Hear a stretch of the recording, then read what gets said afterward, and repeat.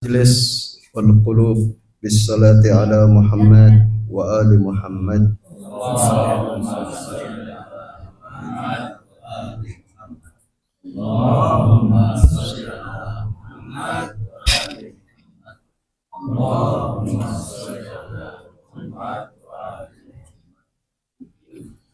Sallallahu alayka ya sayyidi wa ya maulaya ya Rasulullah.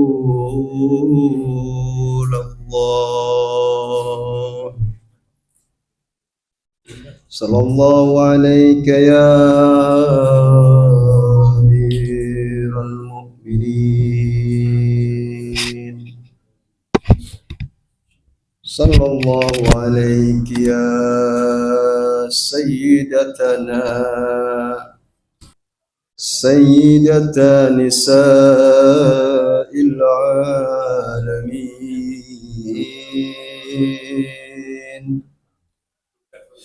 Sallallahu alayka ya Aba Abdillah ya bana Rasulillah ma khaba man tamassaka bikum wa amina man laja ilaikum. Ya laitana kunna ma'akum sayyidi fanafuza fawzan azima. Assalamu alayka ya Aba Abdillah wa ala al-arwah allati halat bifinaik. Alayka minni salamullahi abada ma baqitu wa baqiya al-laylu wan-nahar ولا جعله الله آخر العهد مني لزيارتكم. السلام على الحسين وعلى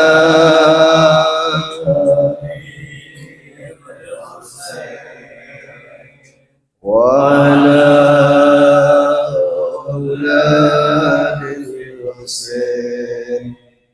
السلام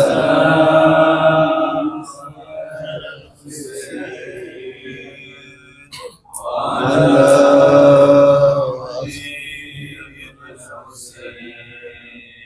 وعلى أولاد الحسين وعلى أصحاب الحسين. أيها الحاضرون والحاضرات المؤمنون والمؤمنات الإخوان والأخوات رحمكم الله. السلام عليكم ورحمة الله وبركاته.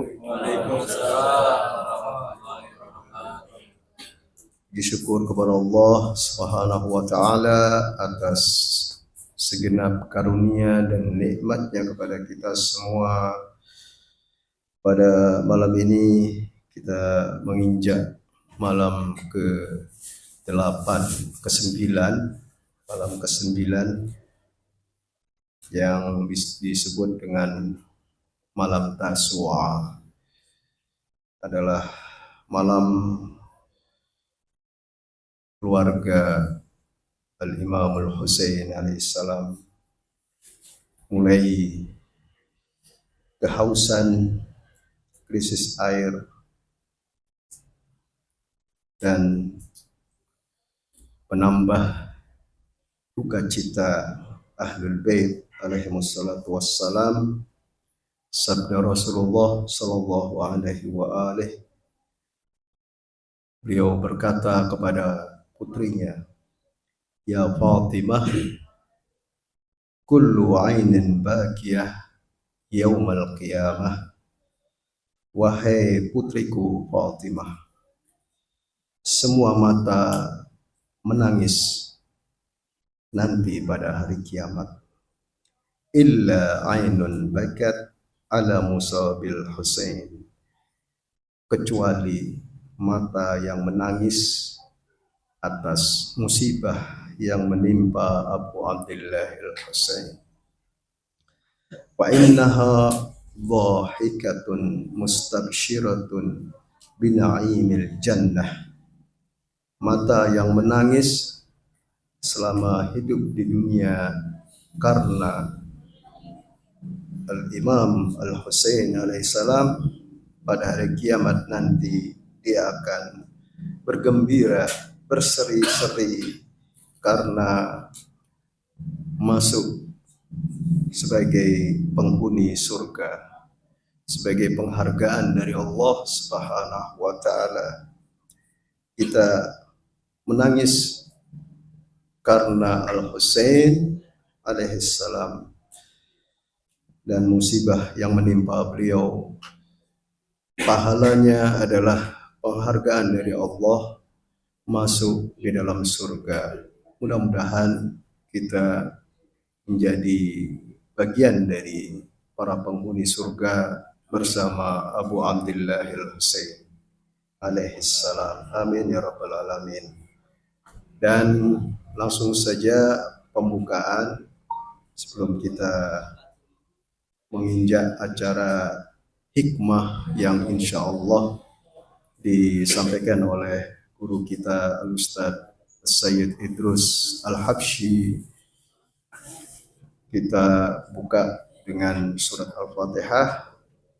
Kita niatkan, kita hadiahkan kepada Rasulullah Sallallahu Alaihi Wasallam dan ahlul baitnya alaihi wassalatu wassalam, kepada para syuhada, ulama, maraji', ulama al-amilin, mukminin dan mukminat, khususan ila al-marhum al-imam al-Khumaini wasyahid al-imam Ali al-Khamenei wasyahid as-sayyid Hasan Nasrullah wasyahid Qasim Sulaimani wasyahid Abu Mahdi al-Muhandis wasyuhada min masyarikil ardi wa magharibiha wa ahli kuburina minal mu'minina wal mu'minat wa ila abaina wa ummahatina wa ahli kuburina minal muslimin wal muslimat. Untuk kesehatan kita semua, keberkahan dan keluasan rezeki bagi kita, kemudahan dalam menghadapi segala ujian dan cobaan, dan juga untuk keluarga kita, untuk anak-anak kita, semoga menjadi anak-anak yang soleh insya Allah. Dan kita semua, semoga doa-doa kita, doa-doa saudara-saudara kita dikabulkan oleh Allah Subhanahu wa taala. Amal dan hajat serta doa kita diperkenankan oleh Allah Subhanahu wa taala bihaqqi Abi Abdullah al-Husain. Al-Fatihah wa qablaha as-salawat. Allahumma shalli ala Muhammad wa ali Allahumma shalli ala Muhammad wa ali Allahumma shalli ala Muhammad wa ali.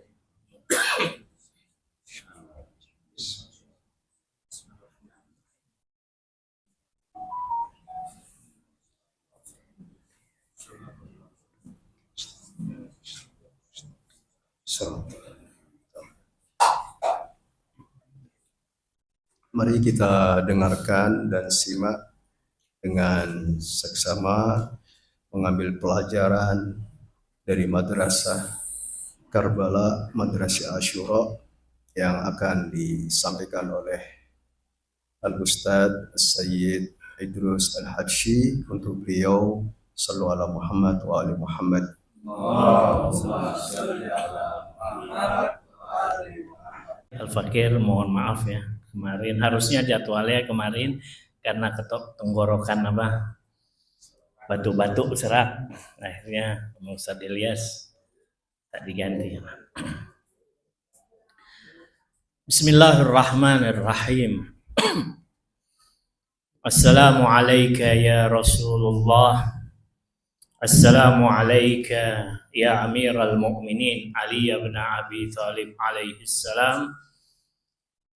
Assalamu alayki ya Fatimah Az-Zahra alaiha salam. Assalamu alayka ya Hasan al-Mujtaba alaihi salam. Assalamu alayka ya Aba Abdullah al-Husain al-Syahid fi Karbala alaihi salam.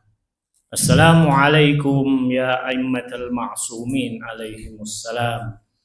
Wassalamu alaikum jami'an wa rahmatullahi wa barakatuh. Allahumma ja'al mahyaya mahya Muhammadin wa ali Muhammad wa mamati mamata Muhammadin wa ali Muhammad. Allahumma rzuqna syafa'atal Husain yawmal wurud wa thabbit li qadama sidqin 'indaka ma'al Husain wa ashabil Husain alladzina badhalu muhajjahum dunal Husain alaihi salam.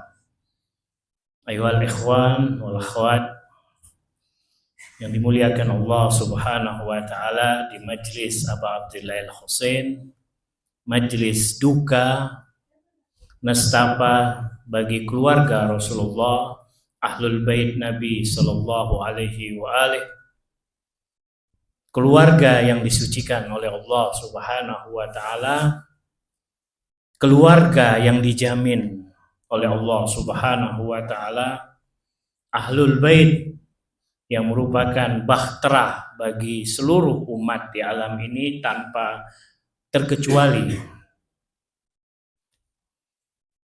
Berbicara tentang Karbala tapi pasti identik dengan berbicara darah, atau berbicara tentang kegugurnya atau syahadahnya putra Rasulullah sallallahu alaihi wa alihi. Siapa yang tidak mengenal keluarga Rasulullah, terutama Al-Husain? Kaum muslimin tidak ada yang tidak mengenal. Semua mengenal tanpa kecuali. Kecuali ya mereka memang yang sama sekali jauh dari informasi masalah sejarah agama Islam. Tapi mereka yang duduk di bangku sekolah, mulai dari sekolah SD, siapa yang tidak mengenal Al-Hasan wal Husain?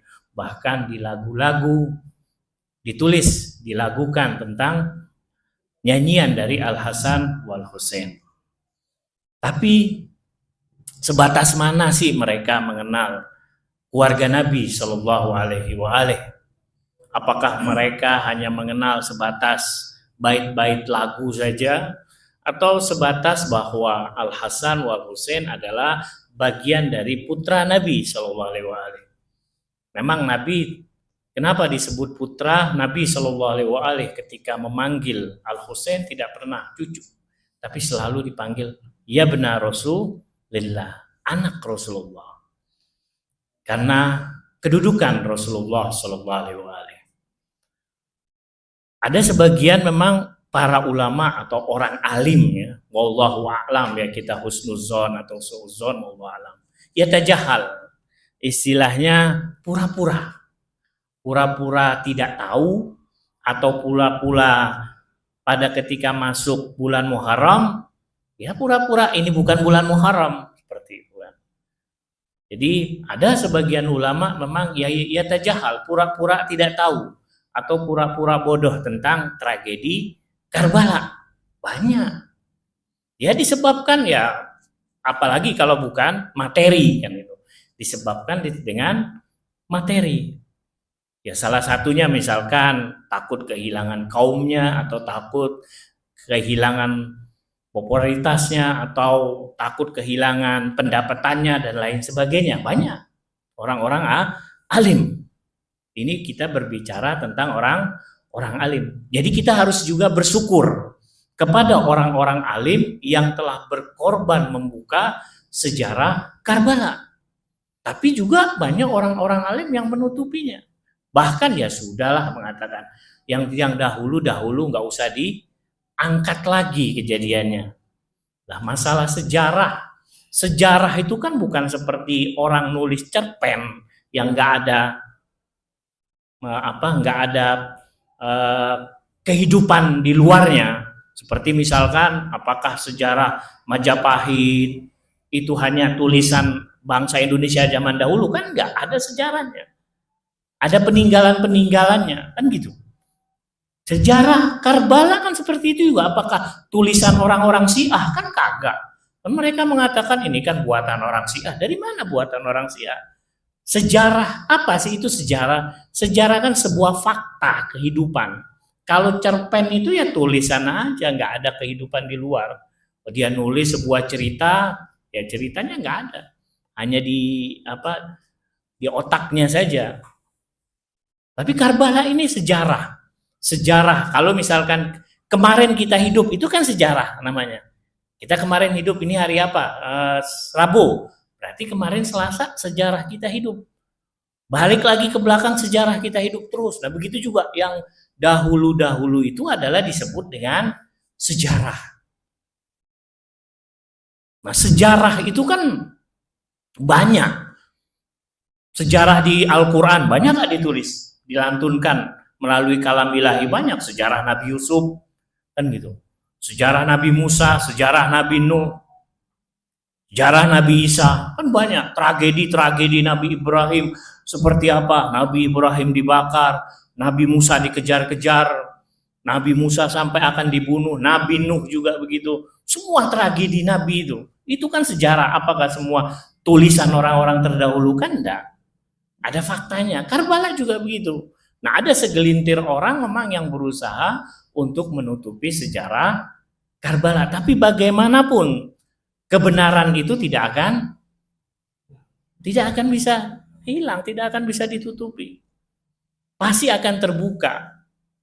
Yang buka siapa? Nah, inilah yang buka orang-orang yang mempunyai mutmainnah fil qulub, yaitu yang mempunyai hati yang tenang, hati yang siap untuk membuka sebuah sejarah yang mana menurut sebagian orang ini adalah sejarah yang istilahnya biasalah. Tapi bagi kita sebagai pengikut Ahlul Bait, sejarah ini adalah bukan sejarah yang biasa, sejarah yang luar biasa.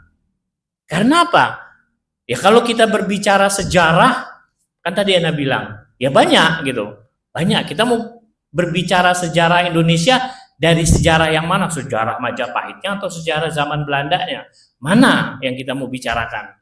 Mana di situ yang mempunyai cerita yang bisa membangun bangsa Indonesia? Apakah sejarah penjajah si Belanda atau sejarah Majapahit dan kerajaan-kerajaan yang dahulu? Mana? Ya tinggal kita lihat, tinggal ahli-ahli sejarah aja melihat. Begitu juga sejarah dalam agama Islam banyak.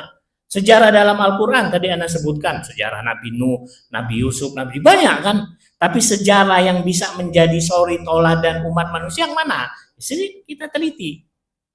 Nabi Nuh sejarah dihantam oleh banjir. Nabi Yusuf sejarahnya sampai satu surat diabadikan oleh Allah di dalam surat Yusuf. Kan begitu. Banyak sejarah, tapi meskipun sejarah Karbala tidak ada di dalam Al-Quran, tapi sejarah Karbala sejarah yang abadi. Sejarah yang bisa dijadikan sebagai bahtera. Berbeda dengan sejarah nabi-nabi yang lain. Sejarah Nabi Ibrahim kan gitu. Sejarah Nabi Ibrahim pada saat sekarang dilalui gak? Diikuti gak? Diikuti melalui ibadah haji kan gitu. Melalui ibadah haji, sebab perjalanan Nabi Ibrahim lah sejak napak tilas Nabi Ibrahim semua dicatat oleh Allah melalui ritual ibadah haji hingga sekarang. Tapi sejarah Nabi Yusuf enggak, sejarah Nabi Nuh enggak. Nah, sejarah Karbala kan begitu juga. Karena itulah kenapa haji itu dikatakan syiar, wa man yu'azzim sya'airallah fa innaha min taqwal qulub kan itu. Salah satu untuk kita membangun syiar Allah adalah kan ibadah. Ibadah. Ibadah itu syiar, tapi kita lihat dulu ibadah yang mana gitu. Ibadah yang mana? Kita misalkan sholat sunnah. Kita sholat sunnah, itu bukan syiar. Kita sholat sunnah ya untuk diri kita sendiri kok, bukan untuk orang lain. Kita sholat sunnah, meskipun 1000 rakaat, bukan syiar. Dapat pahala gak? Ya dapat tetap. Namanya ibadah. Namanya kita bertakarub kepada Allah, ya tetap dapat ibadah. Tapi bukan syiar. Pahala ibadah syiar dengan bukan syiar berbeda. Berbeda dengan kita sholat berjamaah. Kenapa? Ya syiar. Karena apa? Kita rame-rame berjamaah. Seperti haji. Kenapa haji Safa wal Marwah dikatakan syiar? Karena bersama-sama dilakukan. Maka itu dikatakan apa? Haji, yaitu tawaf dan sya'i itu bagian dari syiar Allah. Karena dilakukan secara bersama-sama. Nah, jadi ibadah yang dilakukan secara bersama-sama itu adalah bagian dari syiar Allah. Tapi kalau kita lakukan sendiri bukan bagian dari syiar Allah, ya tetap tapi dapat pahala. Tapi berbeda pahalanya dengan syiar. Kita sholat sendiri ya berbeda dengan sholat berjamaah, kan gitu pahalanya. Dalam fikih kan seperti itu. Begitu juga dengan Karbala. Kenapa Karbala itu dikatakan syiar? Bagian dari syiar Allah Subhanahu wa Ta'ala. Karena kita lakukan secara bersama-sama. Maka itu sesuatu perbuatan yang kita lakukan secara bersama-sama dikatakan sebagai syiar. Kan gitu. Ya seperti kita kumpul seperti ini. Itu syiar karena kita lakukan bersama-sama. Meskipun orang di luar tidak melihat kita, tapi itu bagian dari syiar. Pasti akan tercatat, gitu. Pasti akan tercatat. Meskipun haji tidak disiarkan secara langsung, ya, tapi orang mengetahui ini adalah waktu ibadah haji. Meskipun hanya orang situ saja yang melihat, meskipun kita di sini misalkan dalam mengadakan majelis Aba Abdillah Husain tidak dilihat oleh orang banyak, mungkin melalui live ini saja, tapi apa? Tapi tetap bahwa itu ada bagian dari syiar Allah Subhanahu wa Ta'ala. Nah, kalau kita mengagungkan syiar Allah dan ini adalah Karbala, bagian dari syiar Allah, pasti orang akan mendengar. Kalau yang melakukan syiar titiknya itu banyak, ya orang akan terbaca nanti. Wah ini seperti ini seperti ini, wah ini ada. Coba kalau zaman dahulu kan dulu tahun 90 lah, masih sedikit kan orang yang merayakan majelis-majelis Aba Abdillah Husain. Masih sedikit. Tapi sekarang kan sudah banyak syiar. Kalau kita mampu untuk melakukan syiar Aba Abdillah Husain secara bersama-sama, itulah yang lebih afdol. Kalau kita nggak mampu gimana? Ana bukan seorang penceramah, ana bukan seorang pembaca maktal, ana bukan seorang pembaca maktam, ana juga nggak bisa berkhidmat. Ya setidak-tidaknya, misalkan dia mampu untuk menulis kata-kata tentang perjuangan Aba Abdillah Husain, lalu dia lempar keluar, maksudnya melalui medsos, itu juga bagian dari syiar. Ikut andil. Kalau kita tidak mampu menjadi penceramah, kita nggak mampu menjadi bagian dari orang yang berkhidmat kepada Aba Abdillah Husain, tapi dengan tulisan kita mampu lakukan itu. Ada pahalanya, ada jelas.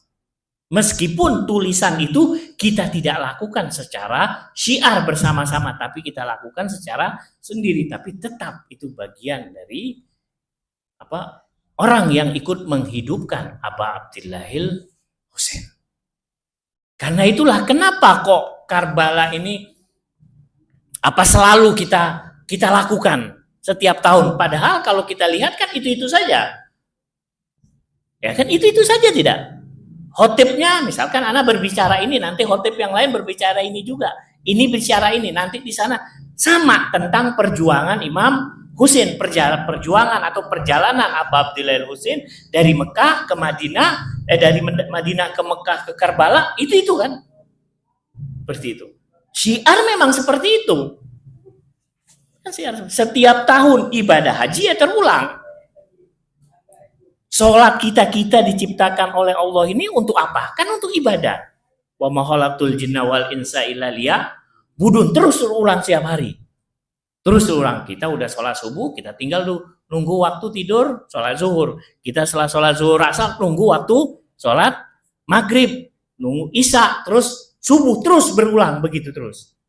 Itulah maksud Allah menciptakan hambanya untuk beribadah. Jadi hidup kita sebenarnya hanya untuk menunggu ibadah. Begitu juga dengan apa? Apa yang kita lakukan. Meskipun perjalanan ritual-ritual atau majlis-majlis Aba Abdillahil Husain itu dilakukan dengan sederhana, dengan isi yang sama, tetap itu adalah bagian dari syiar, dan itulah yang akan menghidupkan setiap hati-hati kaum muslimin yang tadinya tertutup. Karena apa? Tidak semua kaum muslimin ini hatinya sudah terbuka.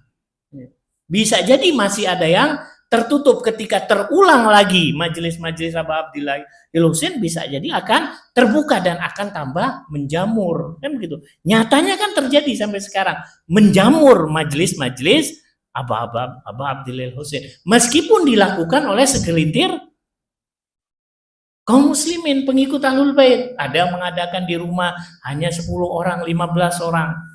Tapi bertambah banyak. Nah itulah yang menggambarkan berarti apa?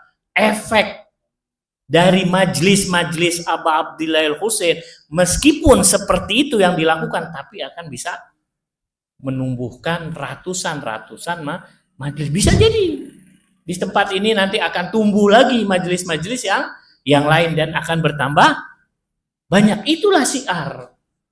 Kayak orang pergi haji mungkin pada tahun 90 jumlahnya mungkin hanya 50.000. Tahun 2000 tambah 100.000, tahun sekarang sampai 200.000. Bisa jadi nanti tahun 2030 bisa sampai 300.000 orang sekali pergi orang Indonesia. Nah itulah yang menunjukkan, jadi nggak bisa juga kita menciptakan gerakan untuk bangkit menumbuhkan kepercayaan atau menghidupkan nuansa Aba Abdillah Husain itu bim salabin, enggak, pelan-pelan, step by step, pelan-pelan. Mungkin dulu ketika Husainiyah ini dibangun, yang hadir mungkin hanya segelintir, mungkin 4 orang, 5 orang, tapi kan lama-lama akan bertambah banyak. Itulah syiar.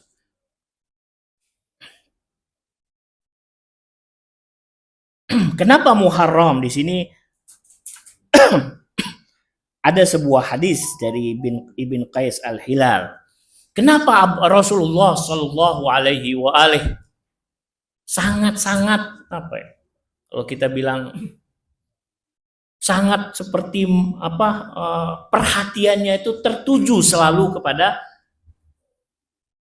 putranya Al-Husain, berbeda dengan Al-Hasan.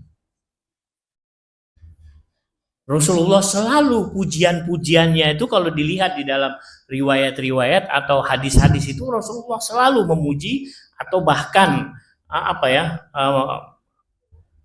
membicarakan kedudukan yang sangat tinggi atau kedudukan Aba Abdillah Husain. Bahkan ketika Aba Abdillah Husain masih anak-anak, Rasulullah sudah membicarakan tentang syahadahnya, kematian. Di sini ada sebuah hadis yang dari Sulaim bin Qais. Dakhaltu 'ala Nabi wa izal Husain ala fahzai wa huwa yuqabbilu ainah. Pada waktu itu Rasulullah sedang duduk, tiba-tiba datang Al-Husain yang masih kecil. Ya seperti kita punya anak masih kecil, pasti kita akan seperti seperti cahaya di dalam rumah kita. Rasulullah juga begitu. Wa huwa yuqabbil ainah. Rasulullah mencium tangannya, mencium kedua matanya. Wa yulammimu afahu. Dan yulammim itu menyentuh bibir Rasulullah dengan bibir Al-Husain yang waktu itu masih sangat kecil sekali. Dia mengatakan Rasulullah wa yaqul anta sayyid ibnu sayyid, katanya Rasulullah. Masih kecil tapi Rasulullah sudah memuji dengan pujian yang sangat tinggi. Engkau adalah sayyid, anak dari sayyid, wa akhu sayyid, dan saudara dari sayyid. Maksudnya anak sayyid, maksudnya dia adalah anak Imam Ali, sayyid, dari saudaranya yaitu Al Hasan, sayyid juga. Wa antal imam wa ibnul imam wa akhul imam. Engkau imam, dia masih kecil. Engkau imam, engkau juga anak imam, dan engkau juga saudara imam. Engkau imam, engkau anak dari seorang imam, engkau juga saudara dari seorang imam. Wa anta hujjatun ibnul hujjah wa akhul hujjah, kata Rasulullah. Engkau hujjah, engkau kelak akan menjadi hujjah, dan engkau juga anak hujjah, yaitu anaknya Imam Ali bin Abi Thalib, diputar-putar oleh Rasulullah. Dan engkau juga saudara dari hujjah, yaitu Al-Imamul Hasan, abangnya, diputar oleh Rasulullah pujiannya. Lalu apalagi dikatakan wa anta abul hujjat, engkau adalah abul hujjat, engkau adalah ayah dari hujjah-hujjah. Maksudnya ayah dari hujjah, dari sulbi mula bahwa Al-Husain akan keluar para imam. Itulah yang Rasulullah kenapa bicarakan, karena para al-imamul maksum akan keluar dari sulbinya Al-Husain. Rasulullah ketika berbicara seperti itu bukan berarti Rasulullah wah ini pilih kasih seperti seorang ayah, enggak. Ya, kita sebagai seorang ayah ketika kepada anak, ketika kita membicarakan ini, tidak membicarakan ini, bukan berarti menunjukkan seorang ayah itu pilih kasih. Kitalah yang mengetahui bagaimana kedudukan dari seorang anak ketika anak itu 7 tahun, ketika anak itu 10 tahun. Kan nggak mungkin kita samakan. Tidak mungkin kita samakan. Pasti kita akan bedakan. Anak yang masih 4 tahun ya penjagaannya berbeda dengan anak yang sudah 10 tahun, kan gitu. Dalam menghadapi, dalam menasihati juga anak yang masih 4 tahun berbeda dengan anak yang sudah besar. Pasti akan ada beda. Rasulullah begitu juga. Bukan Rasulullah ingin bahwa ini adalah Al-Husain. Karena dari Al-Husain inilah syariat itu nanti akan ditegakkan oleh Al-Husain. Rasulullah sudah tahu. Rasulullah sudah membicarakannya. Karena itu ketika Rasulullah ada di dalam rumah, pernah Rasulullah kepada Ummu Salamah berkata, wahai Ummu Salamah, jangan sampai ada yang masuk ke ruanganku. Karena apa? Malaikat Jibril akan turun. Kata Ummu Salamah, jangan satu orang pun masuk ke ruanganku ini. Siapapun. Tiba-tiba kucuk. Imam Husain yang masih kecil masuk. Dibiarkan. Rasulullah pun membiarkan. Padahal Rasulullah sudah mengatakan jangan satu pun yang masuk. Tiba-tiba Al-Husain yang masih kecil masuk dan Rasulullah biarkan, dan dia duduk di pangkuan Rasulullah. Ketika itu malaikat Jibril sudah pergi. Apa yang Rasulullah katakan kepada Ummu Salamah? Ada apa wahai Rasulullah? Malaikat Jibril datang kepadaku memberitahukan tentang anak ini, peristiwa apa yang akan terjadi kelak fil mustaqbal, apa yang akan terjadi kepada anak ini diceritakan oleh malaikat Jibril seperti maktal. Rasulullah menangis. Maka itu jangan Rasulullah melarang satupun untuk masuk ke dalam, kecuali Al-Husain yang masih belum paham apapun pada waktu itu dan masih kecil. Wahai Ummu Salamah, malaikat Jibril menceritakan semua tentang apa yang akan terjadi kelak terhadap cucuku ini, putraku ini. Dan dia pun membawa tanah, tempat di mana anak ini kelak akan dipenggal, akan dibunuh oleh mereka yang mengatakan atau mengatasnamakan umatku. Seperti itu. Ini adalah tanahnya di genggaman Rasulullah. Malaikat Jibril memberitahukanku dan membawa dan memberikan kepadaku. Sekarang aku berikan kepadamu dan simpan tanah ini. Kelak ketika tanah ini sudah berubah menjadi, aku sudah wafat dan tanah ini sudah berubah menjadi merah, berarti dia telah terbunuh. Dia telah terpenggal di padang Karbala oleh seorang yang durjana, yaitu siapa? Yazid laknatullah alaih. Karena itulah perjuangan Aba Abdillahil Husain yang sebagian orang mengatakan, apalagi para Wahabi yang mengatakan bahwa Imam Husain salah tidak mau berbaiat kepada Yazid laknatullah alaih. Jangan samakan keluarga Rasulullah Ahlul Bait suci dengan keluarga penzina Abu Sufyan, Muawiyah, Yazid laknatullah alaihim. Apakah mau disamakan? Tidak bisa. Orang yang bodoh dengan yang orang alim Allah apakah pernah samakan? Nggak pernah disamakan. Al-haq dengan batil apakah pernah digabungkan? Tidak. Hak sendiri, batil sendiri. Ketika tidak ada hak, batil muncul. Tidak pernah Allah menggabungkan orang yang mukmin dengan orang kafir. Apakah pernah Allah samakan? Tidak.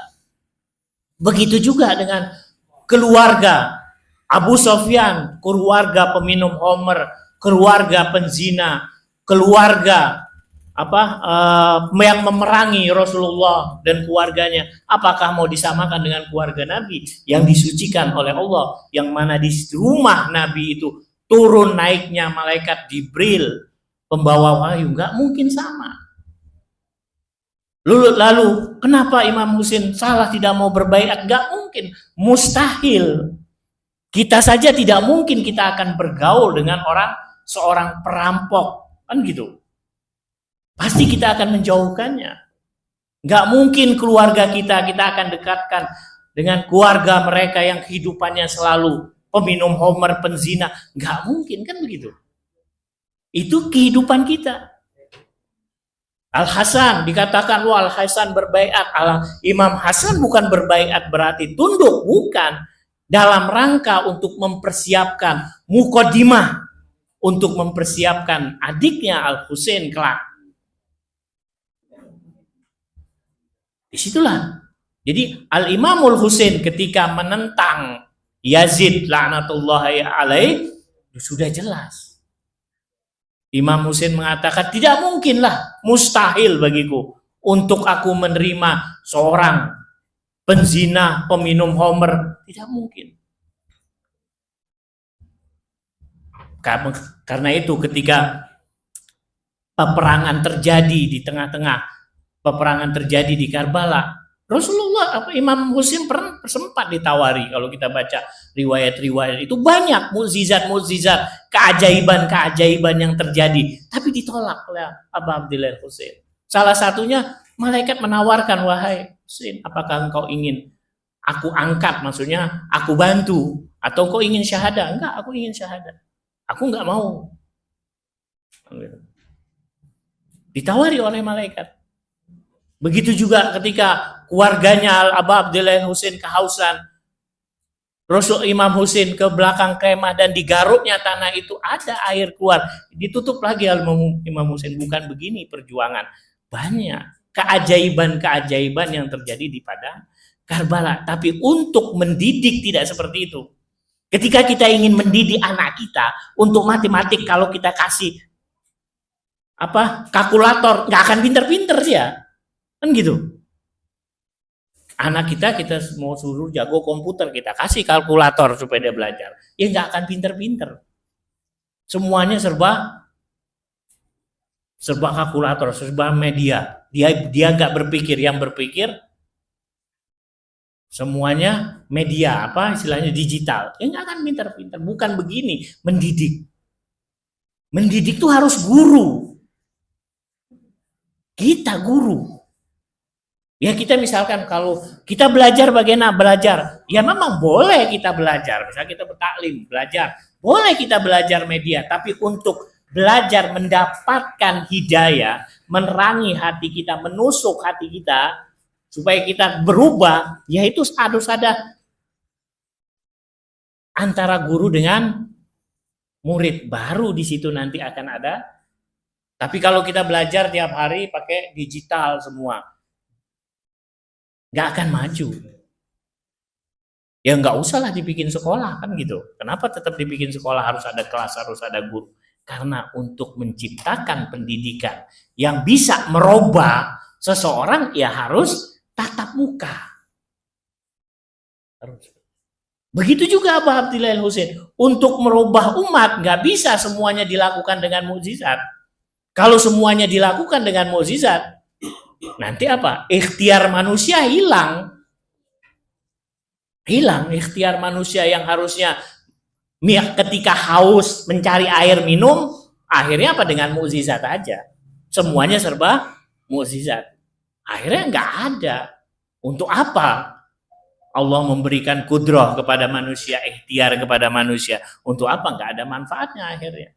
Nah, itulah merubah. Imam Husain itu ingin merubah karakter umatnya ini yang ada di hadapannya itu dengan apa? Ya dengan secara langsung, face to face.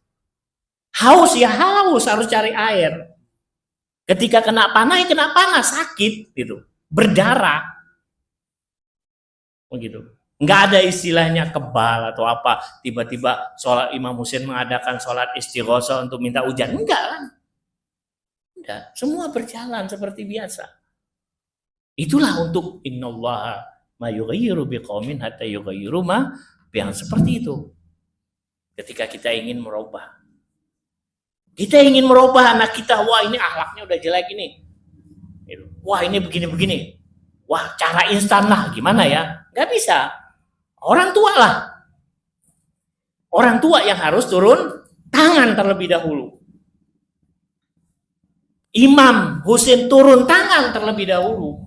Imam yang turun menghadapi, bukan para malaikat minta bantuan ditolak semua. Harus imam, karena imam adalah sebagai pemberi hidayah, bukan malaikat, bukan tugas malaikat. Meskipun malaikat itu maksum, terpelihara dari dosa, tapi tugas malaikat bukan memberi hidayah kepada manusia. Yang memberi hidayah kepada manusia adalah manusia sendiri, yaitu imam. Karena itulah kenapa kedudukan imam dalam mazhab Ahlul Bait, konsep Ahlul Bait itu lebih tinggi dibandingkan dengan nubuah kenabian, karena ya seperti itu tugasnya. Itu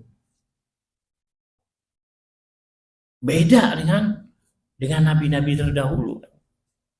Meskipun nabi ya jelas mulia, nabi maksum, semua nabi maksum, semua nabi maksum, dan tugasnya adalah memberi hidayah.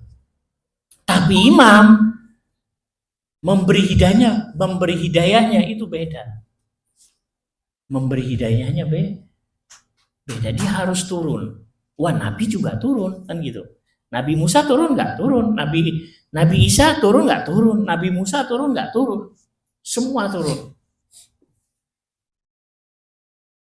Kalau kita lihat secara zahir kan seperti itu. Semua masing-masing turun. Para imam juga seperti itu.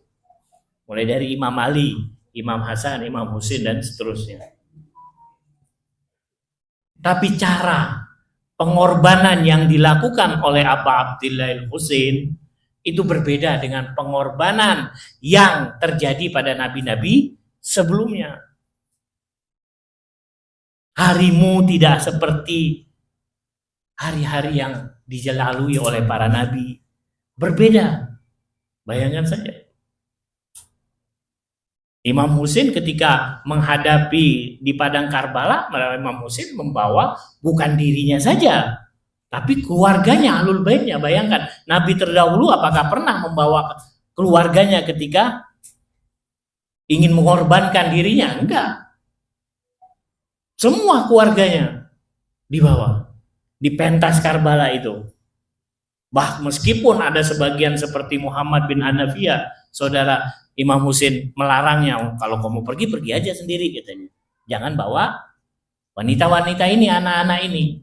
Nggak bisa seperti itu. Aku telah bermimpi, kata Rasul, kata Imam Husain aku telah bermimpi pada Rasulullah. Rasulullah mengatakan melalui firman Allah, melalui wahyu, bahwa kau keluar jangan sendiri, keluar bersama keluargamu, Ahlul Baitmu. Karena Allah ingin menunjukkan sebuah pentas sejarah yang akan merubah semuanya kedurjanaan dari keluarga Abu Sufyan laknatullah alaih. Itu seperti itu. Warisan kezoliman di alam ini, di dunia ini, dari mana sumbernya? Kalau bukan dari Abu Sufyan, kan gitu. Ketika Abu Sufyan Mekah ditaklukkan, Abu Sufyan masuk Islam, terpaksa. Kalau dia nggak masuk Islam, jadi tawanan dia. Ketika ditaklukkan oleh Rasulullah, nah, itu terpaksa supaya dia nggak jadi tawanan, masuklah Islam. Karena itu ketika Rasulullah wafat, mau muncul lagi, mulai lagi diperangi oleh anaknya Muawiyah. Terus kan begitu. Muawiyah mati, dilanjuti lagi oleh Yazid. Terus seperti itu. Nah, itulah kezoliman ini yang menciptakan kezoliman ya adalah keluarga Abu Sufyan ini. Dari situlah merembet.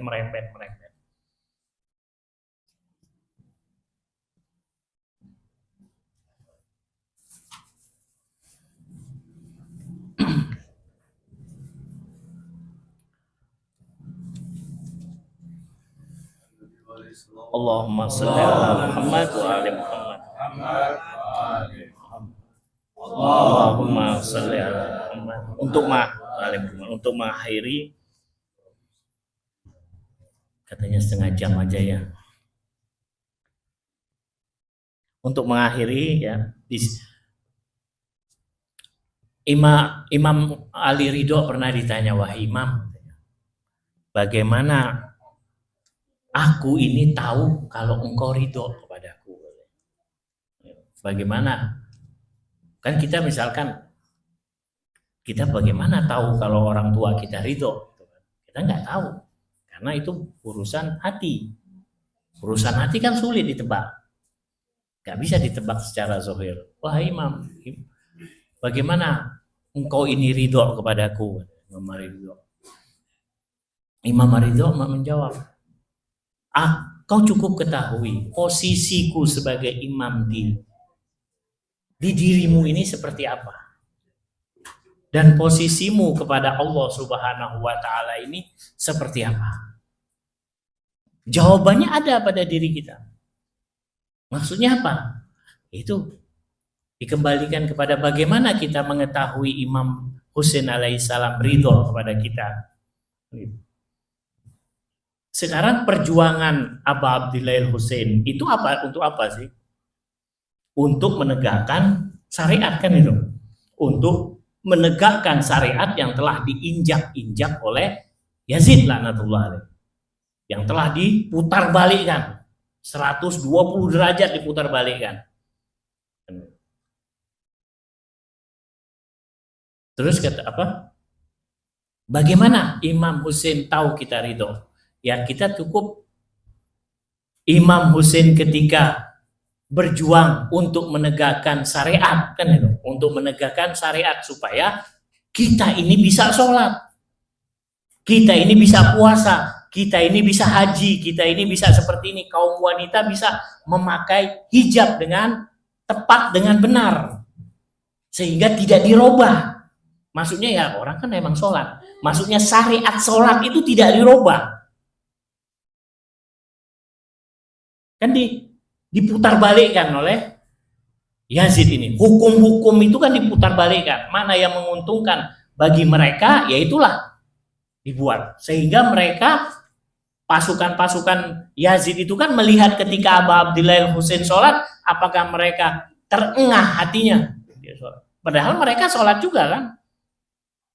Padahal mereka sholat juga, sama-sama sholat. Disitulah ketika kita, bahwa bagaimana kita tahu Imam Husain itu ridho kepada kita, kita sudah menjalankan belum kewajiban kita, bahwa Imam Husain itu mengorbankan nyawanya, mencurahkan darahnya, itu untuk apa? Ya untuk tegaknya syariat. Lalu kita sebagai pengikut Aba Abdillah Husain, kalau sholat kita sering kodok, apalagi tidak sholat, apalagi menjepelekan sholat, bagaimana Imam Husain akan ridho? Ridhonya Imam Husain juga dilihat ridho Allah. Apakah Allah akan ridho ketika Imam Husain tidak ridho? Ya tidak akan. Bagaimana juga bagi kaum wanita juga begitu, berjilbab. Imam Husain juga ketika berjuang ya untuk supaya wanita itu bisa menutup auratnya. Nisa Karbala di sana menutup aurat-aurat mereka, menutup wajah-wajah mereka. Kan seperti itu. Karena itu ketika kita ingin mengetahui bahwa Imam Husain itu ridho kepada kita atau tidak, ya kita kembali kepada diri kita. Kita sudah melakukan kewajiban kita atau belum? Kewajiban maksudnya apa? Perintah Allah Subhanahu wa taala dan menjauhkan larangannya. Sudah belum? Itu saja jawabannya. Kita yang mengetahui, kita tidak butuh bertanya kepada orang alim, seorang ustadz, kira-kira anak ini diterima gak oleh Imam Husain? Gak usah. Ya lihat kepada diri. Jawabannya ada di diri kita. Inna sholata tanha anil fasya wal munkar, kan gitu. Kalau kita sholat tapi tetap masih melakukan kemungkaran, berarti dalam tanda kutip sholat kita bermasalah. Karena apa? Janji Allah, orang yang sholat itu apa? Pasti tanha anil fasya, tercegah dari kemungkaran, tapi kehidupannya ya tetap aja sama kemungkaran. Berarti apa? Ada yang salah di dalam sholatnya, kan begitu. Entah mungkin muqaddimah sholatnya, entah uduknya salah, entah caranya, syaratnya atau rukunnya yang salah, sehingga apa? Sholat itu tidak utuh ketika kita lakukan. Nah itulah. Jadi apa? Apakah Imam Husain sudah ridho kepada kita? Ya kita kembali kepada diri kita. Kita tidak perlu bertanya oleh seorang alim. Kita nggak perlu bertanya oleh seorang marja. Apalagi bertanya kepada malaikat. Apalagi macam-macam. Apalagi istikharah. Nggak perlu. Cukup kita kembali ke hati kita. Bahwa kita sudah melakukan kewajiban-kewajiban kita sebagai seorang muslim. Yaitu menegakkan sholat. Menunaikan zakat kalau kita memang mempunyai kewajiban, melaksanakan haji kalau kita mampu, dan seterusnya. Kalau itu sudah bisa kita lakukan, barulah kita akan mengetahui bahwa Imam Husain itu akan ridho kepada kita. Ini saja yang mungkin yang bisa Anda sampaikan, ya mudah-mudahan ya di majelis Aba Abdillah Al-Husain ini, bahwa Aba Abdillah Al-Husain itu berjuang bukan untuk dirinya, bukan untuk keluarganya, bukan untuk kalau sekarang mazhab, bukan, tapi untuk seluruh kaum muslimin, untuk supaya al-haq, kebenaran itu tegak, meskipun butuh waktu yang panjang untuk menegakkan sebuah kebenaran, kan begitu.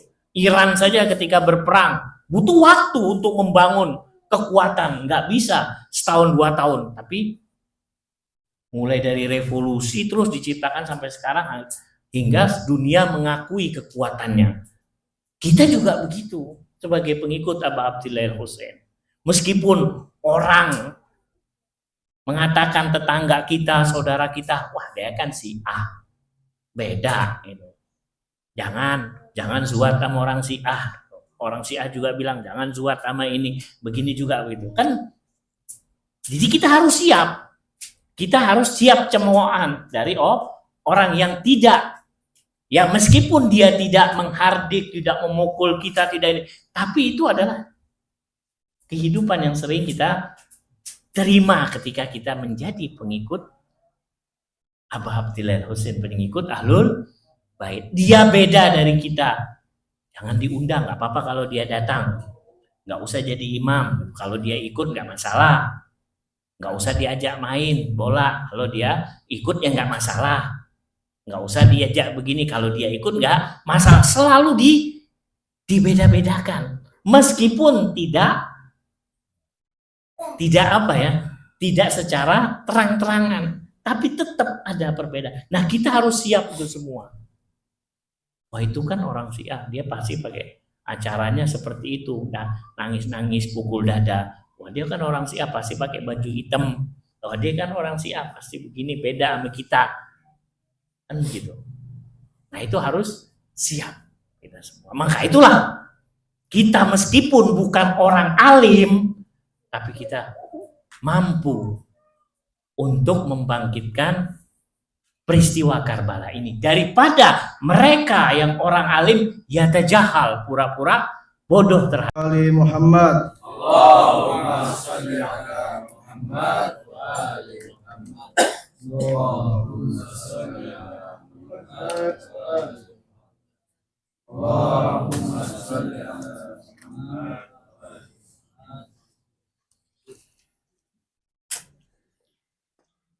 Assalamualaikum ya Aba Abdillah wa ala arwahi allati halat bi finaik alayka minni salamullahi abadan ma bakitu wa bakiyal lail wan nahar wa la ja'alahu Allahu akhiral ahdi minni ziyaratikum. Assalamu ala al-Husain wa ala Ali ibn al-Husain وعلى أولاد الحسين وعلى أصحاب الحسين وأقول لكم السلام عليكم ورحمة الله وبركاته.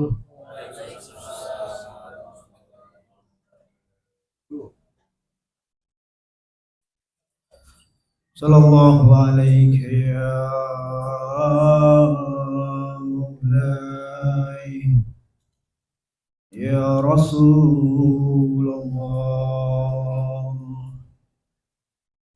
وعلى أهل بيتك المعصومين المظلومين لعن الله على الظالمين لكم من الأولين والآخرين. صلى الله عليك يا مولاي وابن مولاي يا أبا عبد الله. صلى الله عليك يا مظلوم غريب شهيد كربلاء يا ليتنا كنا معكم سادتي فنفوز فوزا عظيما. Hadirin sekalian, pada malam ke-9 Muharram, pada hari ke-9 Muharram di Karbala kala itu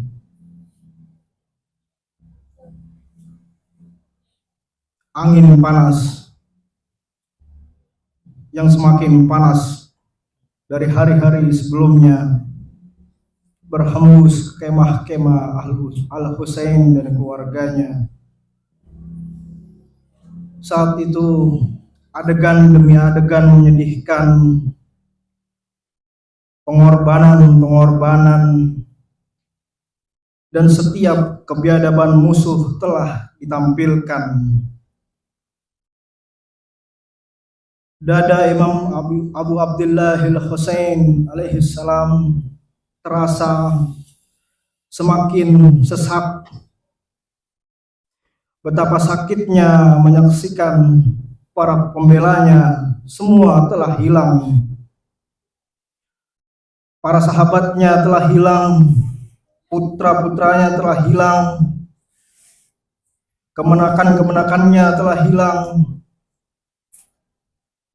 Al-Abbas pun telah hilang. Dan menyaksikan mereka, jasad-jasad orang yang dicintainya bergelimpangan penuh darah, menyaksikan para wanita dan anak-anak menahan haus lalu menangis. Sungguh tak ada air setetes pun, bahkan air mata mereka kini telah mengering. Dan kini bagi Imam Husain alaihi salam untuk menuntaskan adegan antara kebenaran dan kebiadaban, Imam Husain tahu ini adalah saat baginya untuk mengorbankan nyawa dan raganya. Al-Husain kini memandang satu persatu keluarganya yang tersisa, hingga pandangannya tertuju pada seorang bayi. Itulah putra terkecilnya yang suaranya telah parau, karena tak henti-hentinya menangis karena kehausan. Itulah bayinya bernama Aliul Asghar yang masih berusia 6 bulan. Ia menangis di pangkuan Ummu Kulsum sehingga sang imam mengecup kening Ali Al-Asghar lalu mengatakan kepada Ummu Kulsum, "Jagalah dengan baik putraku ini," kata Imam Husain. Kata Ummu Kulsum, "Wahai abangku, bayi ini telah 3 hari tidak ada setetes air pun yang membasahi bibirnya. Suaranya bahkan hampir habis karena haus. Ibunya tak mampu mengeluarkan air susu lagi. Bahkan tubuhnya telah lunglai tak berdaya." Mendengar pernyataan Ummu Kulsum, sang imam akhirnya menggendong Ali Asghar lalu membawanya keluar tenda. Sesaat sang imam menatap lembut Ali Asghar lalu menciumi leher Ali Asghar. Imam membawa Ali Asghar ke hadapan para musuhnya lalu mengangkat putranya itu tinggi-tinggi. Mungkin musuh-musuhnya masih punya belas kasihan. Mungkin dengan dibawanya Ali Asghar ada hati yang tersentuh. Mungkin masih ada yang berbelas hati memberikan air. Lalu Imam Husain mengatakan ke mereka, "Wahai manusia, kalian telah membunuh para pembela dan keluargaku. Kalian ingin meneruskan perang denganku, maka teruskanlah. Kalian ingin mencekikku dengan dahaga, maka aku akan bersabar karenanya. Tapi lihatlah bayi ini. Ia sama sekali tak bersalah. Ia tidak mengganggu kalian, bahkan tak ada urusannya dengan kalian. Sekiranya berilah sedikit air untuk..." Kemarilah, wahai para keluargaku yang setia. Salam dariku atas kalian semua. Saat bagiku telah dekat. Inilah pertemuan terakhir kita di dunia. Inilah saat terakhir kebersamaan kita di dunia. Pesta tangis dan duka akan sampai pada puncaknya. Bersiap-siaplah untuk memasukinya. Dan demi Allah, berjanjilah demi darahku, kalian tak akan mendekatkan diri kalian pada kehancuran dan kehinaan setelah kematianku. Mendengar kata-kata Al-Husain, para wanita tak mampu menahan tangisnya. Namun Imam Husain mencoba menenangkan mereka. Mereka mengatakan kehidupan di dunia ini hanya sementara dan penuh tipu daya. Imam Husain mengatakan, "Kakekku telah menungguku. Ayah, ibu, serta kakakku telah menantiku. Mereka telah menyiapkan air dan kebahagiaan sebagai penyambutku. Aku pastikan kita akan bertemu kelak di sana dengan kebahagiaan yang nyata. Kunantikan kalian semua untuk bergabung di sana nanti. Bersabarlah, duhai anak-anakku. Karena setelah kematianku, kalian akan lebih banyak lagi menangis. Bersabarlah, duhai para wanita keturunan Rasulullah Sallallahu Alaihi Wasallam." Imam Husain lantas memeluk mereka semua. Tenda itu pun penuh dengan ratapan dan air mata. Para putri-putri Al-Husain tak mampu melepas ayahnya. "Jangan pergi dulu, wahai Abatah. Bagaimana kami mampu kehilanganmu? Kumohon ya Abah, jangan kau tinggalkan kami." Ummu Salamah berusaha melepaskan pelukan putri-putri Al-Husain yang terus mengikuti tubuh Al-Husain. Al-Husain berkali-kali memeluk dan menciumi wajah putri-putrinya yang tak henti-hentinya menangis. "Bersabarlah, duhai putri-putriku. Kata Imam Husain, bersabarlah kalian. Al-Husain mendekati adiknya Zainab dan meminta supaya diambilkan sebuah gamis yang sudah lama usang yang telah dipersiapkan. Lalu Zainab memenuhi permintaan kakaknya. Al-Husain lantas mengenakan gamis itu. Lalu Imam Husain merobek sebagian gamis itu untuk diikatkan pada sebagian robekan yang lain, supaya gamis itu tidak mudah tersingkap atau mudah dilepas oleh orang lain. Karena Imam Husain tahu para musuhnya akan memperlakukan jasadnya dengan cara terburuk dan hina. Karenanya ia pun telah mempersiapkan pakaian bagi jasadnya. Ketika Imam Husain hendak memacu kudanya, lalu Sayyidah Zainab memanggil kakaknya, "Wahai abang, sudilah engkau turun sejenak dari kudamu." Lalu sambil turun dari kudanya, Imam Husain bertanya kepada Zainab, "Ada apa gerangan wahai adikku?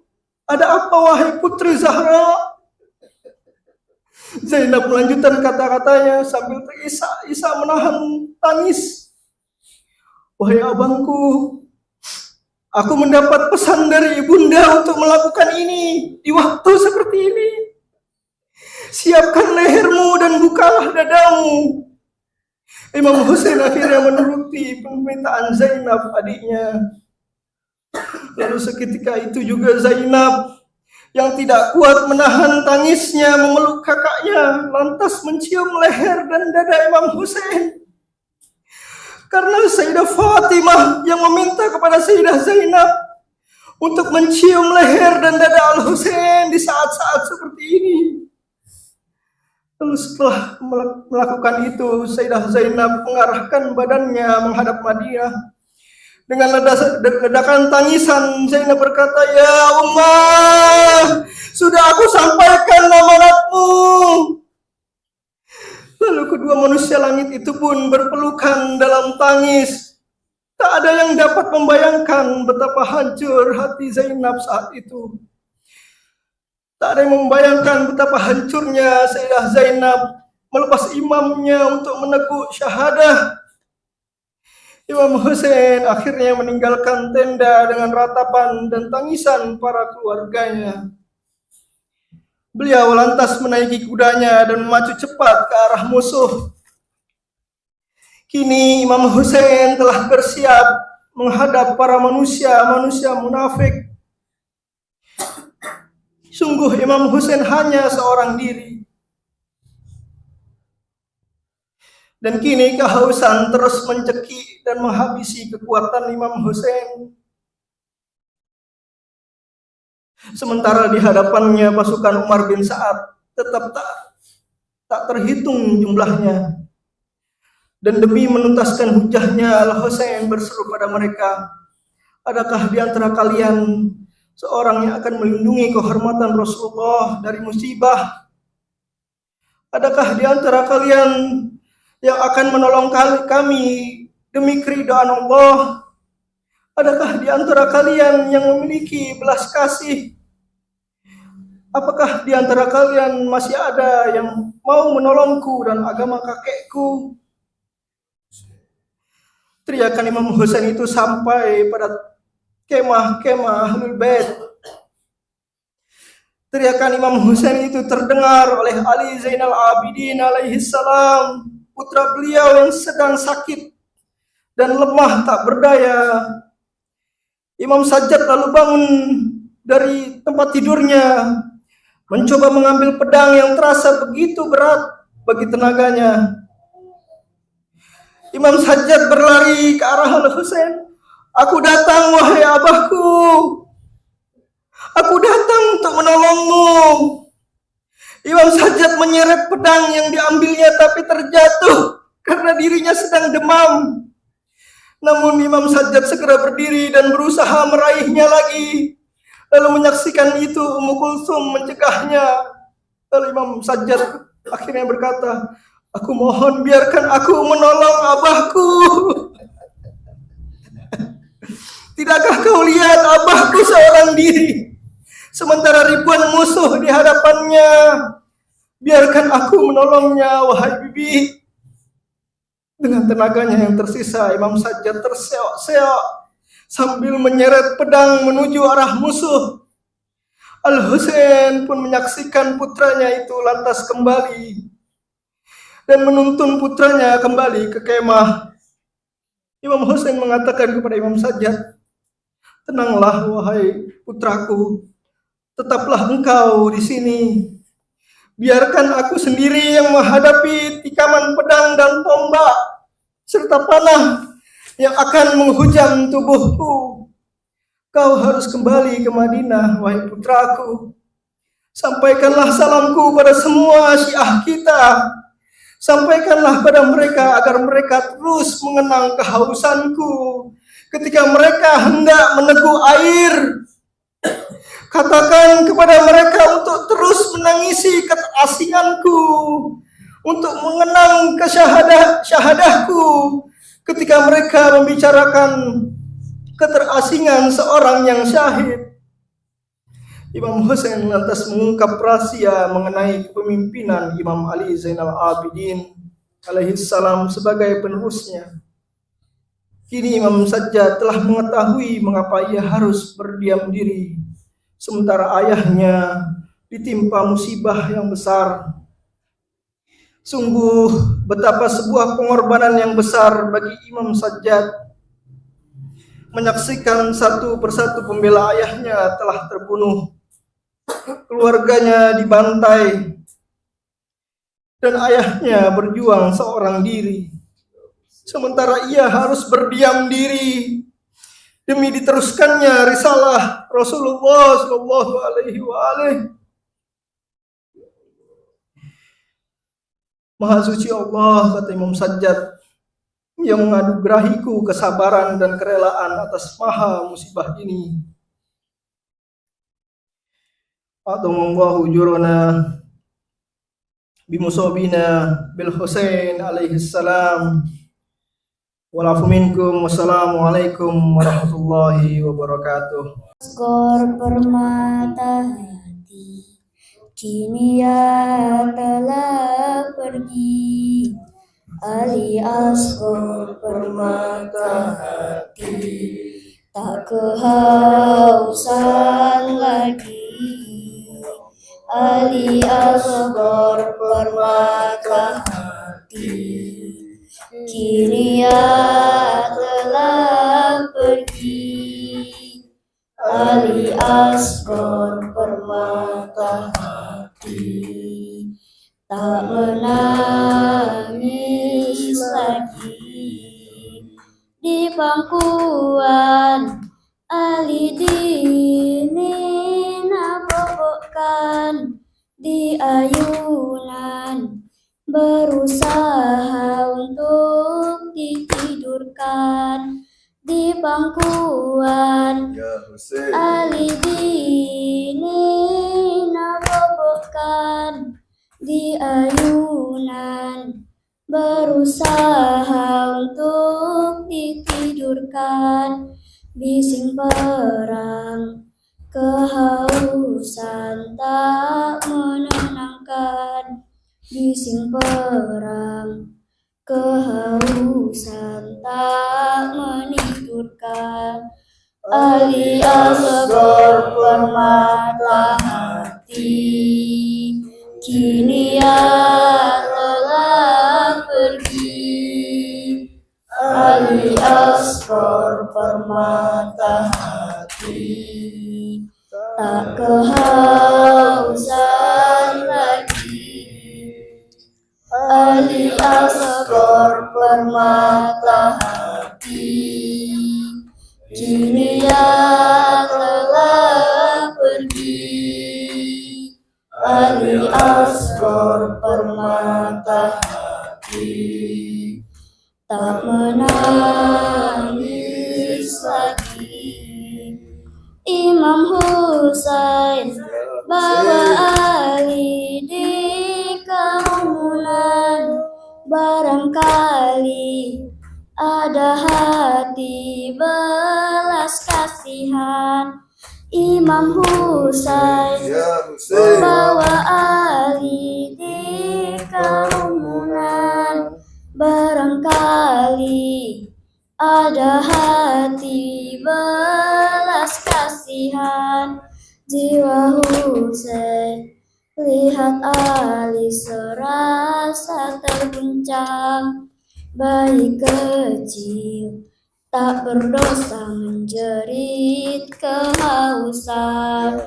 Ali Asghar permata hati, kini ia telah pergi. Ali Asghar permata hati, tak kehausan lagi. Ali Asghar permata hati, kini ia telah pergi. Ali Asghar permata hati, tak menangis lagi. Sungguh Husain tak menduga dan tak mengira jika musuh akan tega bunuh bayinya. Sungguh Husain tak menduga dan tak mengira jika musuh akan tega bunuh bayinya. Panah tajam dan bercabang mengoyak lehernya. Bayi Husain tersembelih di pangkuannya. Ali Asghar permata hati, kini ia telah pergi. Ali Asghar permata hati, tak kehausan lagi. Ali Asghar permata hati, kini ia telah pergi. Ali Asghar permata hati, tak menangis lagi. Darah Ali yang menyembur dari lehernya oleh Husain, ia tampung di dua tangannya. Darah Ali yang menyembur dari lehernya oleh Husain, ia tampung di dua tangannya. Karena bumi di Karbala tak sanggup terima darah Ali dihamburkan di telan angkasa. Ali Asghar permata hati, kini ia telah pergi. Ali Asghar permata hati, tak kehausan lagi. Ali Asghar permata hati, kini ia telah pergi. Ali Asghar permata hati, tak menangis lagi. Suara Husain menjerit lirih pada Tuhannya. Dengan darah di tangannya ia pun berkata. Suara Husain menjerit lirih pada Tuhannya. Dengan darah di tangannya ia pun berkata, wahai Robku, cukupkah sudah persyaratanku untuk bisa beri syafaat pada umat kakekku. Ali Asghar permata hati, kini ia telah pergi. Ali Asghar permata hati, tak kehausan lagi. Ali Asghar permata hati, kini ia telah pergi. Ali Asghar permata hati, tak menangis lagi. Ali Asghar permata hati, kini ia telah pergi. Ali Asghar permata hati, tak kehausan lagi. Ali Asghar permata hati, kini ia telah pergi.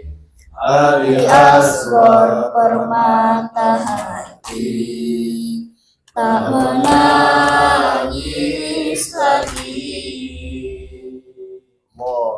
Aku bersumpah padamu, semua jiwaku serahkan sebagai korban bagimu, oh Husainku, oh imamku, demi ayah dan ibuku, aku bersumpah padamu, semua jiwaku serahkan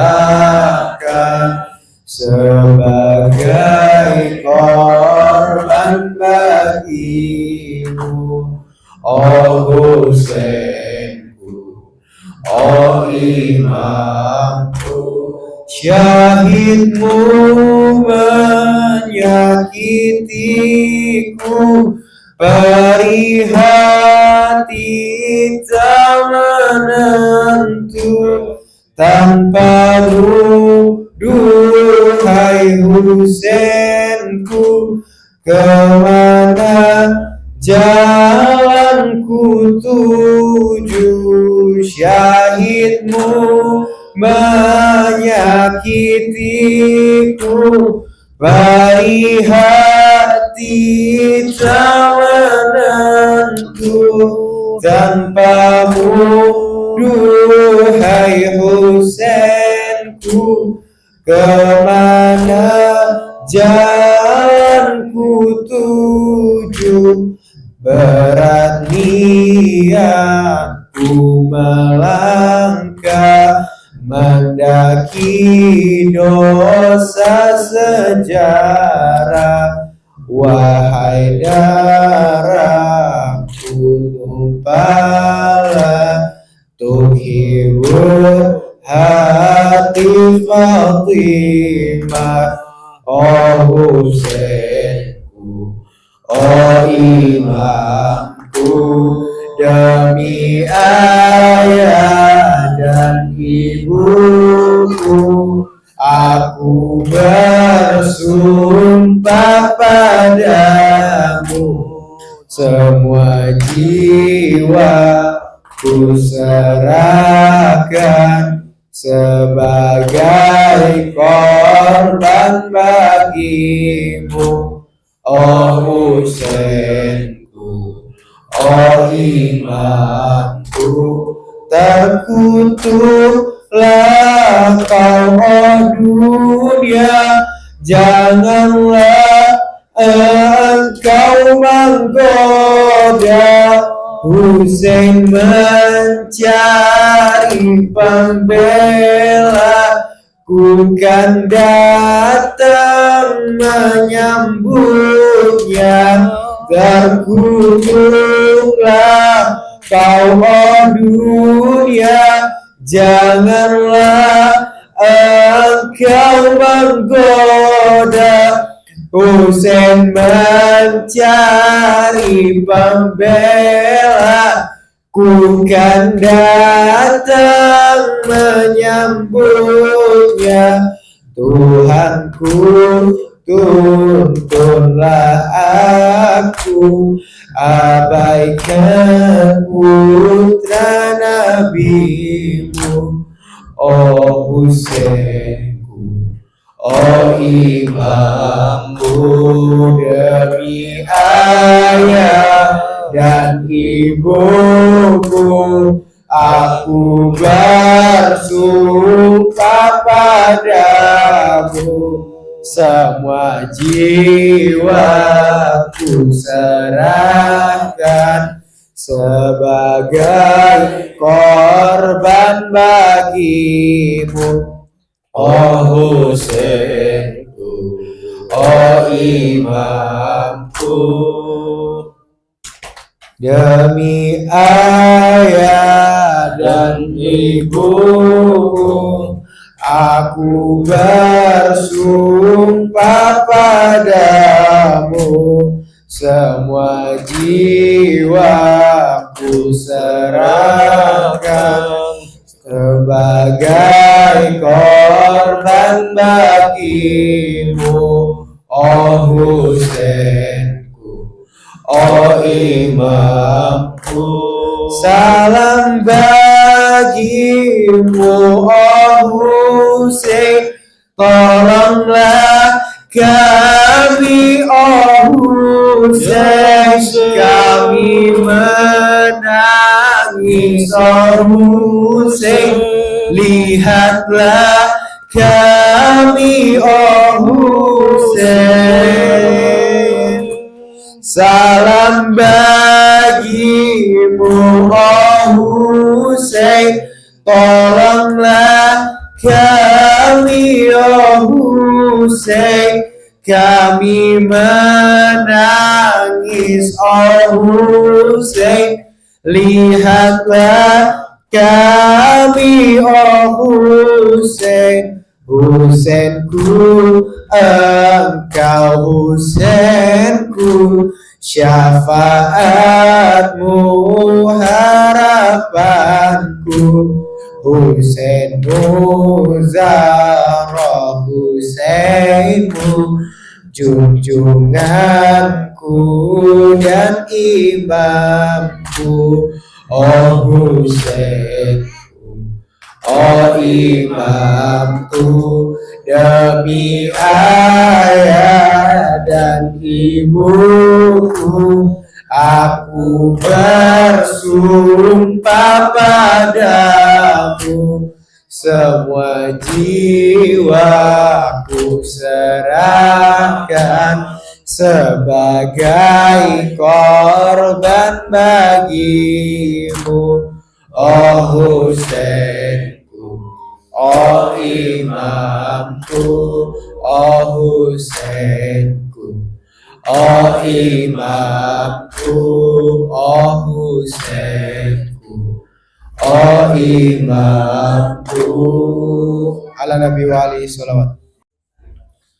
Assalamu alayka ya Aba Abdillah. Assalamu alayka ya ibna Rasulillah.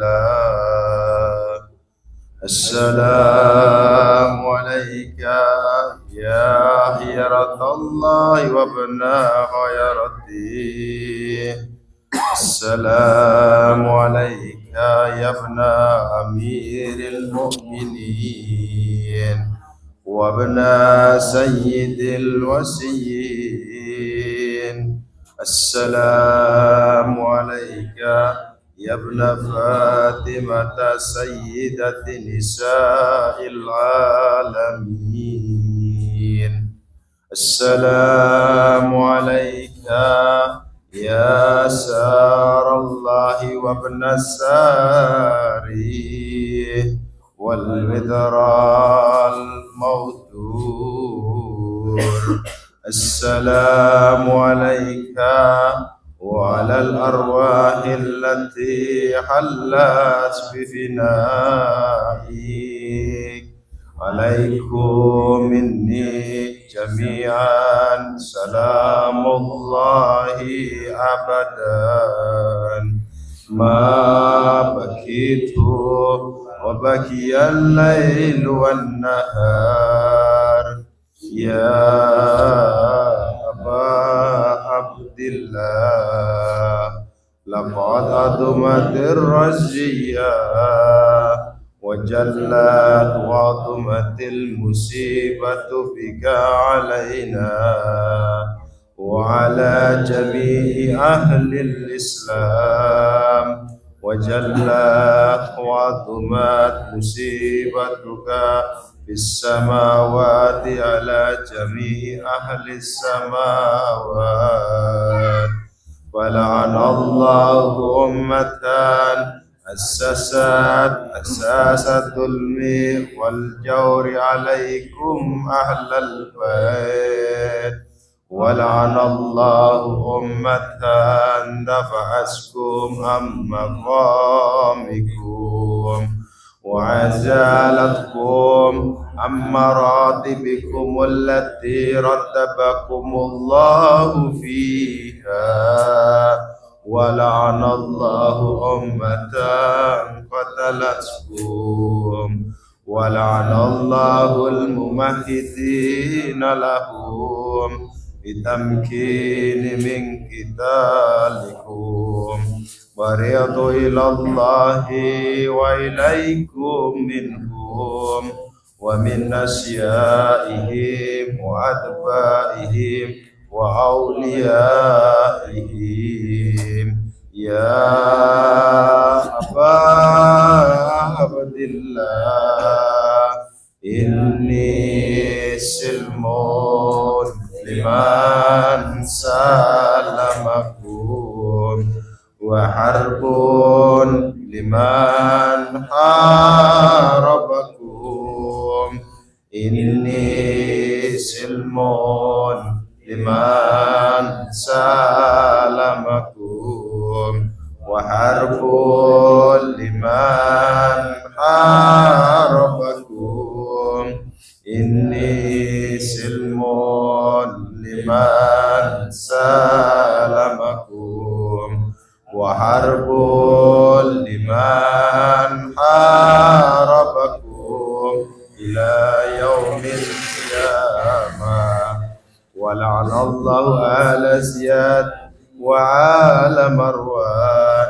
ولعن الله بني أمية قاطبة ولعن الله ابن مرجانا ولعن الله عمر بن سعد ولعن الله سمران ولعن الله أمة أسرجت وعلجمت وتنقبت لقتالك بأبي أنت وأمي لقد عظم مصابي بك وأسأل الله الذي أكرم مقامك وأكرمني بك أن يرزقني طلب شعرك مع إمام منشور من أهل بيت محمد صلى الله عليه وآله اللهم اجعلني عندك وجيها بالحسين عليه السلام في الدنيا والآخرة يا أبا عبد الله إني أتقرب إلى الله وإلى رسوله وإلى أمير المؤمنين وإلى فاطمة وإلى الحسن وإليك بموالاتك وبالبراءة ممن قاتلك ونسب لك الحرب وبالبراءة ممن أساس الظلم والجور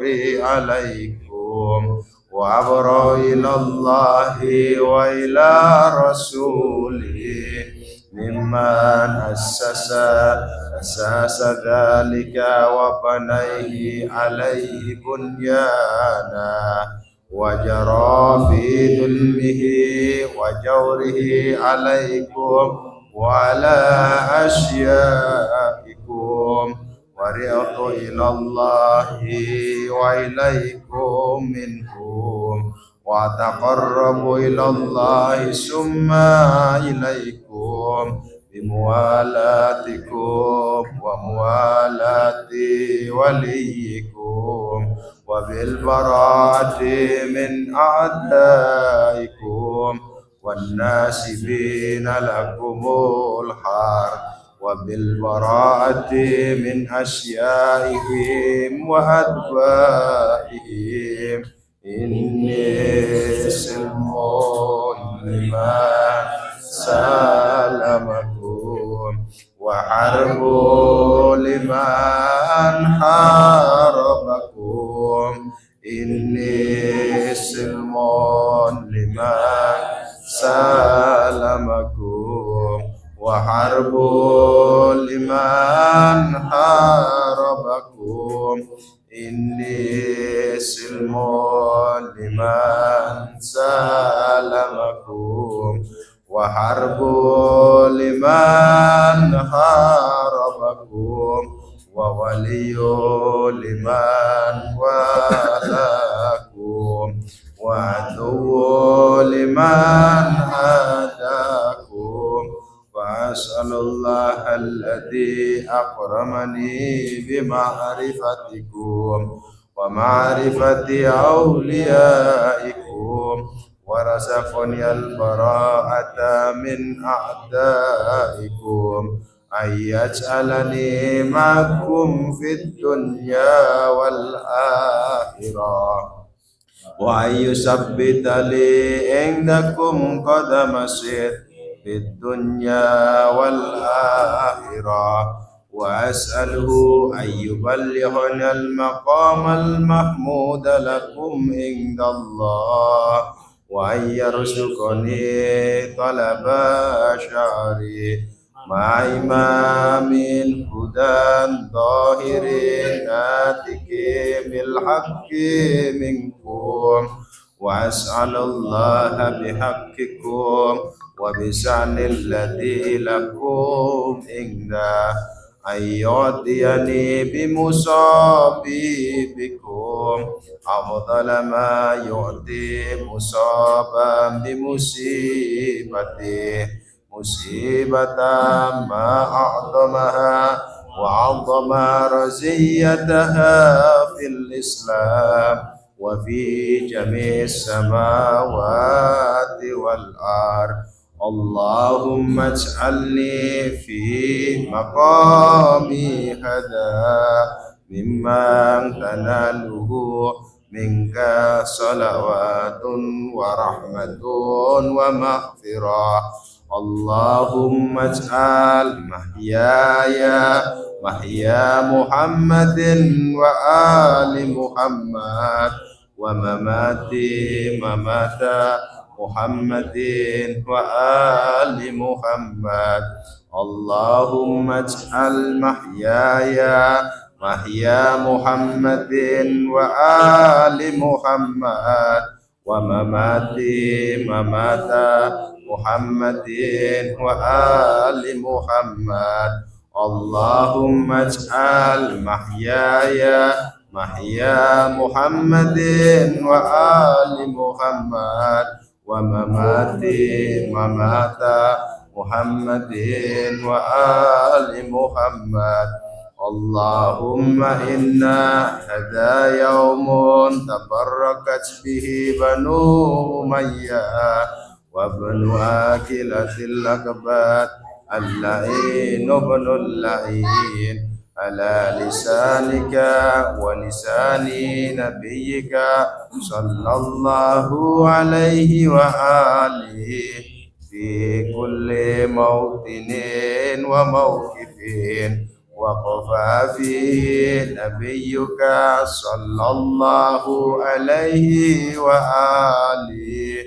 اللهم الآن أبا سفيان ومعاوية ويزيد بن معاوية عليه منك لعنة أبد الآبدين. وهذا يوم فرحت به آل زياد وآل مروان بقتلهم الحسين صلوات الله عليه. اللهم فضائف عليهم لعنة منك والعذاب العليم. اللهم إني أتقرب إليك في هذا اليوم وفي موقفي هذا وأيام حياتي بالبراءة منهم ولعنتي عليهم وبالموالاة لنبيك وآل نبيك عليه وعليهم السلام. اللهم الآن أول ظالمين ظلم حق محمد وآل محمد وآخر تابع له على ذلك. اللهم العن إصابة التي جاهدت الحسين وشايعت وبايعت وتابعت على قتله. اللهم العنهم جميعا. السلام عليك يا أبا عبد الله وعلى الأرواح التي حلت بفنائك. عليك مني سلام الله أبدا ما بكيت وبكي الليل والنهار ولا جعله الله آخر العهد مني لزيارتكم.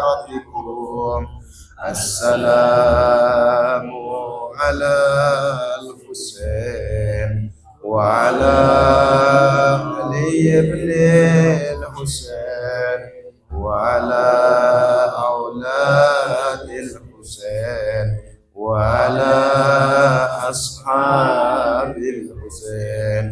السلام على الحسين وعلى علي بن الحسين وعلى أولاد الحسين وعلى أصحاب الحسين. السلام على الحسين وعلى علي بن الحسين وعلى أولاد الحسين وعلى أصحاب الحسين. اللهم خص عند أول ظالم باللعن مني وابدأ به أولا ثم العن الثاني والثالث والرابع. اللهم العن يزيد خامسا والعن عبيد الله بن زياد وابن مرجان وعمر بن سعد وشمران وآل أبي سفيان وآل زياد وآل مروان إلى يوم القيامة.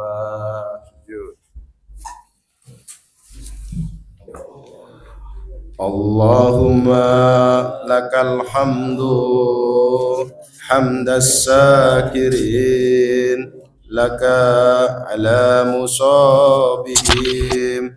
الحمد لله على عديم رزيته. اللهم ارزقني شفاعة الحسين يوم الورود.